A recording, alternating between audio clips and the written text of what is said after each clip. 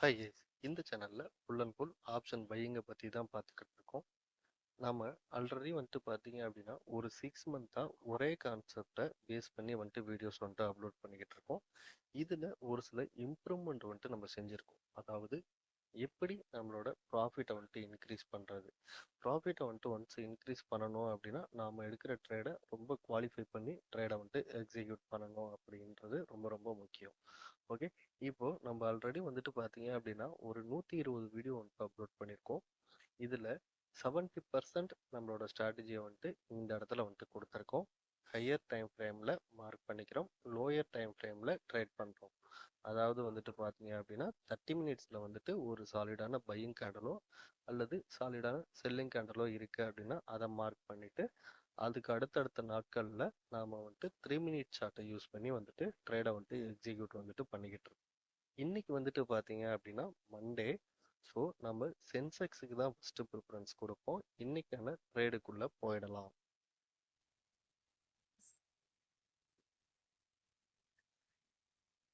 Okay guys, இப்போ பார்த்தோம் அப்படின்னா நம்ம நிஃப்டிலையும் 30 மினிட்ஸில் மார்க் பண்ணியிருக்கோம். சென்செக்ஸ்லையும் பார்த்தீங்க அப்படின்னா 30 மினிட் சார்ட்டில் மார்க் பண்ணியிருக்கோம். நாம் இன்ட்ராடேல ட்ரேட் பண்ணும்பொழுது என்ன பண்ணலாம் அப்படின்னா 30 மினிட் சார்ட்லேருந்து 3 மினிட் சார்ட்டை சேஞ்ச் பண்ணிக்கலாம். அதே போல் சென்செக்ஸும் 3 மினிட் சார்ட்டை சேஞ்ச் பண்ணிக்கிறேன். எதனால் அப்படின்னு பார்த்தீங்க அப்படின்னா இங்கே மார்க்கெட்டில், அதாவது நாம் ட்ரேட் பண்ண போகிறது இன்னைக்கு சென்செக்ஸில் ட்ரேட் பண்ண போகிறோம்.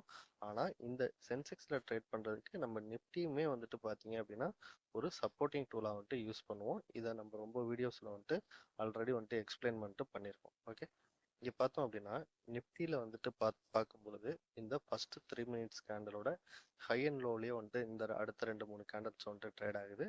அதே போல் சென்செக்ஸ்லையும் பார்க்கும் பொழுது அடுத்த 2-3 கேண்டல் இன்சைடு கேண்டலாகவே ட்ரேட் ஆகிட்டு இருக்கு. ஓகே, நான் ரொம்ப வீடியோஸில் சொல்லியிருப்பேன், ஃபர்ஸ்ட் கேண்டலுக்குள்ளேயே அடுத்தடுத்த கேண்டல் ஃபார்ம் ஆச்சு அப்படின்னா அந்த ட்ரேடை நான் எப்பயுமே எக்ஸிக்யூட் பண்ண மாட்டேன் அப்படின்னு சொல்லிட்டு. எதனால அப்படின்னா அந்த மாதிரி இன்சைடு கேண்டல் இருக்கும் பொழுது நமக்கு ப்ராபபிலிட்டி ஆஃப் வின்னிங் ரொம்ப ரொம்ப கம்மியாக இருக்கும்.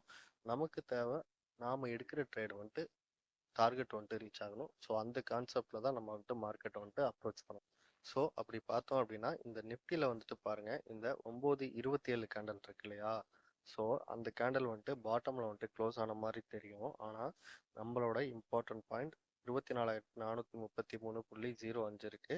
இந்த கேண்டலோட க்ளோஸ் பாருங்க 24,433.15. ஓகே, நாம ஆல்ரெடி பார்த்தீங்க அப்படின்னா இன்சைடு கேண்டல் அப்படின்னா அந்த டிசிஷன் மேக் பண்ண மாட்டோம்.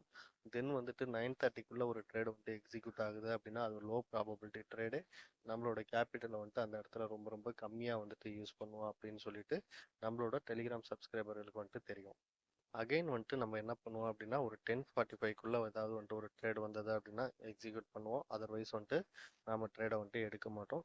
இங்கே பார்க்கும் பொழுது 10:45 அப்படிங்கிறது இந்த கேண்டல் தான். இதுக்கு வரைக்கும் பார்த்தீங்க அப்படின்னா நம்மளோட இம்பார்ட்டன்ட் பாயிண்ட்ல இருந்து ஏதாவது மார்க்கெட் ரிவர்சல் ஆகுது அப்படின்னா கண்டிப்பாக ஆகலை.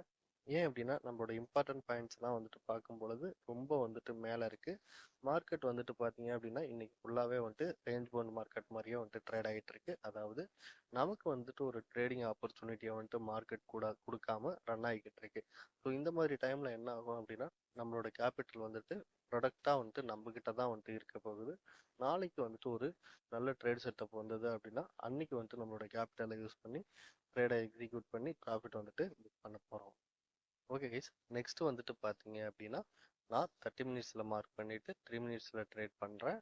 பட் இதில் ஒரு சில இம்ப்ரூவ்மெண்ட் எனக்கு தேவைப்பட்டது அப்படின்னு நீங்கள் நினச்சிங்க அப்படின்னா டிஸ்கிரிப்ஷனில் லிங்க் இருக்குது, அதை கிளிக் பண்ணி ஜாயின் பண்ணிக்கோங்க. நான் ஆல்ரெடி 70% ஆஃப் ட்ரேடிங் மெத்தட்ஸை இந்த சேனலில் சொல்லிட்டேன். இதுக்கு மேலே ஒரு சில இம்ப்ரூவ்மெண்ட்ஸ் நான் பண்ணியிருக்கேன். அதாவது எப்படி ப்ராபபிலிட்டி ஆஃப் வின்னிங்கை இன்க்ரீஸ் பண்ணுறது அப்படின்றத பற்றி. ஸோ அதை தான் நான் அந்த 1 மந்த் பீரியடில் உங்களுக்கு நான் எக்ஸ்பிளைன் பண்ண போகிறேன். ஓகே கைஸ், இதுக்கப்புறம் வர்ற வீடியோஸ் பார்த்தீங்க அப்படின்னா நம்ம டெலிகிராம் சப்ஸ்கிரைபர்களுக்கு. ஸோ நீங்கள் இதோட ஸ்கிப் பண்ணிக்கலாம்.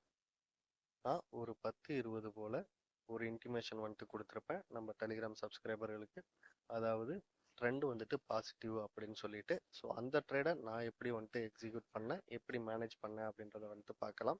இங்கே பாருங்கள், நான் 10-20க்கு எப்படி என்ட்ரி எடுத்தேன் அப்படின்னா என்னோட என்ட்ரி ப்ரைஸ் வந்துட்டு 334 ரூபா.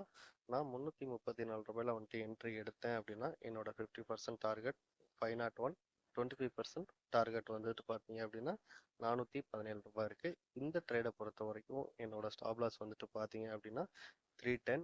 இதையுமே வந்துட்டு நம்மளோட டெலிகிராம் சப்ஸ்கிரைபர்களுக்கு வந்துட்டு நம்ம சொல்லியிருப்போம்.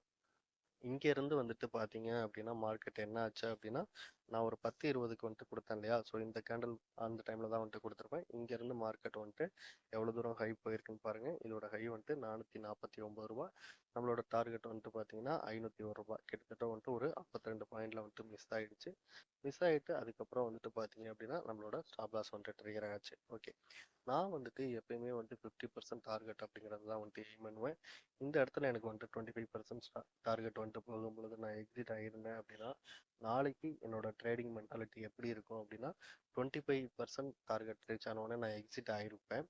அதுக்கப்புறம் வந்துட்டு பார்த்தீங்க அப்படின்னா அந்த ட்ரேடு வந்துட்டு 50% போகும். ஓகே, இப்போ இன்னைய பொறுத்த வரைக்கும் வந்துட்டு பார்த்தீங்க அப்படின்னா 310. அப்போ இதுல இருந்து நான் ஒரு 2 ரூபாய் வந்துட்டு கம்மியாக வச்சிருந்தேன், அதாவது 308 ரூபாய். ஸோ டோட்டலாக வந்துட்டு பார்த்தீங்க அப்படின்னா இந்த ட்ரேடை பொறுத்த வரைக்கும் எனக்கு ஒரு 26 பாயிண்ட். ஓகே, ஆனால் என்னோட என்ட்ரி ப்ரைஸ்ல இருந்து மார்க்கெட் வந்துட்டு போனது வந்துட்டு ஒரு 120 பாயிண்ட்ஸ்க்கு மேலே வந்துட்டு போயிருக்கு. இன்னும் எனக்கு ஒரு 120 பாயிண்ட்ஸ் வந்துட்டு வேணும் இல்லையா.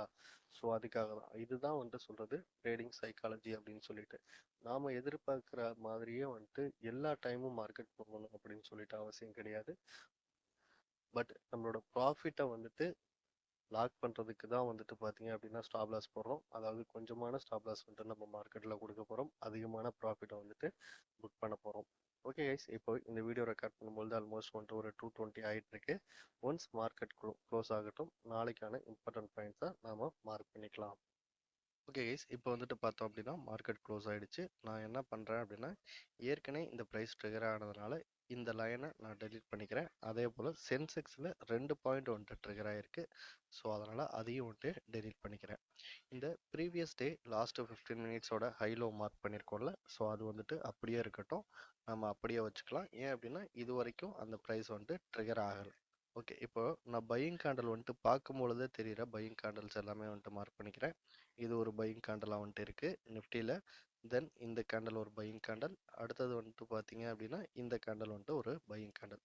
3 கேண்டல் வந்துட்டு பையிங் கேண்டலாக இருக்கு. ஒரே ஒரு கேண்டல் வந்துட்டு செல்லிங் கேண்டலாக வந்துட்டு இருக்கு. ஓகே, இப்போ இந்த 3 கேண்டல் பையிங் கேண்டல் வந்துட்டு நியரஸ்டாக வந்துட்டு இருக்கு இல்லையா. இந்த 3 லைனை சேஞ்ச் பண்ண முடியுமா அப்படின்னா அதுவும் வந்துட்டு முடியும். அதுவும் வந்துட்டு நம்மளோட கோர்ஸ் வீடியோஸில் ஆல்ரெடி வந்துட்டு எக்ஸ்பிளைன் வந்துட்டு பண்ணியிருக்கோம். ஓகே, இப்போ ஓகே, அடுத்தது வந்துட்டு சென்செக்ஸ் போனோம் அப்படின்னா இந்த கேண்டல் வந்துட்டு ஒரு பையிங் கேண்டலாக வந்துட்டு இருக்கு. அடுத்தது இந்த கேண்டல் வந்துட்டு ஒரு பையிங் கேண்டல், அதாவது 1.35 கேண்டலுமே வந்துட்டு ஒரு பையிங் கேண்டல். நிஃப்டி மாதிரியே இந்த லாஸ்ட் கேண்டல், அதாவது 2.45 கேண்டல் வந்துட்டு சென்செக்ஸ்லயும் வந்துட்டு ஒரு செல்லிங் கேண்டலாக வந்துட்டு இருக்கு. ஓகே, அடுத்தது நம்ம என்ன பண்ணணும் அப்படின்னா இந்த லாஸ்ட் 15 மினிட்ஸோட ஹைலோ வந்துட்டு மார்க் பண்ணணும். அதை வந்துட்டு நான் பிளாக் கலர் லைனில் மார்க் பண்ணிக்கிறேன். எதுக்காக வந்துட்டு நான் இந்த கலர் டிஃப்ரென்ஸ் வந்துட்டு கொடுக்குறேன் அப்படின்னா 3 மினிட் சார்ட்டை வந்துட்டு சேஞ்ச் பண்ணிட்டோம் அப்படின்னா மார்க்கெட் வந்துட்டு எந்த இடத்துல ட்ரேட் ஆகிட்டு இருக்குது அப்படின்றத ஐடென்டிஃபை பண்ணுறதுக்காக தான், மற்றபடி எதுவும் இல்லை. நாம இந்த buying candle selling candle mark பண்ணியிருக்கோம்ல, இந்த இடத்துல ஒரு சில கிரிட்டீரியா மேட்ச் ஆனால் மட்டும்தான் நம்ம இப்போல்லாம் வந்துட்டு ட்ரேட் பண்ணிக்கிட்டு இருக்கோம். ஸோ அதனால இதுக்கு முன்னாடி வந்துட்டு பார்த்தீங்க அப்படின்னா நாம மிட் பாயிண்ட்ல மட்டும்தான் ட்ரேடை வந்துட்டு எக்ஸிக்யூட் பண்ணியிருப்போம். அடுத்த வாரங்களில் வர வீடியோஸில் மிட் பாயிண்ட்ல ட்ரேட் வந்துட்டு இருக்காது. அதுக்கு பதிலாக ஒரு சில விஷயங்களை நாம இம்ப்ரூவ் பண்ணி வச்சிருக்கோம். ஸோ அந்த மாதிரி தான் இருக்கும். ஸோ அதனால நீங்க கன்ஃபியூஸ் ஆகாதீங்க. நீங்க இதுக்கு முன்னாடி எடுத்து வச்சிருக்க ஸ்கிரீன்ஷாட்டை எடுத்து செக் பண்ணி பார்த்தீங்க அப்படின்னா உங்களுக்குமே வந்துட்டு ஒரு கிளியர் வியூ வந்துட்டு கிடைக்கும். ஓகே கைஸ், அவ்வளோதான் இந்த வீடியோ. தேங்க்ஸ் ஃபார் வாட்சிங்.